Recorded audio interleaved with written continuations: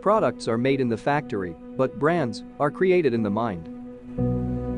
Even though we consider ourselves logical and modern human beings, the majority of our decisions are made by the ancient instinctive subconscious part of our brains, sometimes referred to as our reptilian brain. Let's have an insight into one such example in the field of marketing.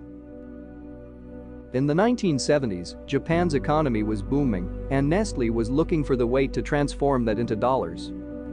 Obviously, the option they chose was coffee. But not so fast. It was no secret that Japanese consumers loved tea greatly. So Nestle tested the market cautiously before jumping in.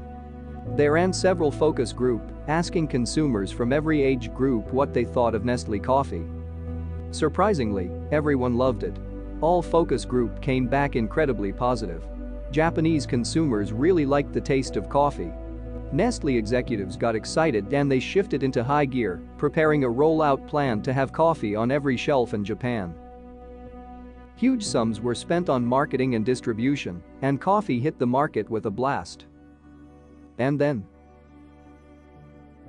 it wasn't as expected. Nestle coffee just wasn't selling in Japan. Is there anything more depressing than an empty coffee shop? It made no sense.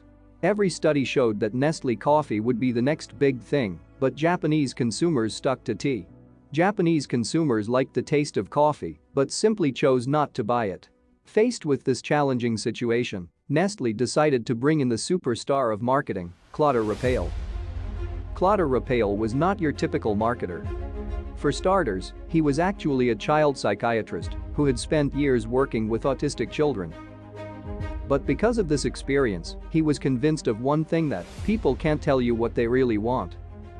He believed that the real desires that drove humans were unconscious ones, and only very few people were aware enough to understand them.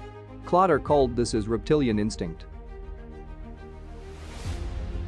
An example of Clotaire's work was with Jeep's latest models, which hadn't been selling, and the company couldn't understand why. Clotaire came back with the oddest of suggestions: go back to using round headlights. Clotaire realized that for American consumers, a Jeep meant freedom. It was the symbol of Wild West, of running free and equivalent to horse. For Americans, the Jeep was the modern horse. When Jeep had changed their headlight shape from round to square, they had lost that connection because the headlights no longer looked like a horse's eyes. Jeep changed it back, and the sales went up unbelievably. Now back to Nestle in Japan. When Clotaire arrived, he was quick to understand that Japanese consumers had no connection to coffee, no early childhood association. Japanese kids grew up watching their parents drink tea, lived with the smell of tea in the air, and ate tea-flavored snacks. Was it any surprise that, as adults, they chose tea over coffee? So, what did Clotaire recommend? Yes, the coffee candies. Suddenly, hordes of Japanese kids began to discover the taste of coffee through dozens of different candy types. From there, they eventually moved on to cold sugary coffee-flavored drinks. And then to lattes. And then, before they knew it, big steamy mugs of Nescafe coffee.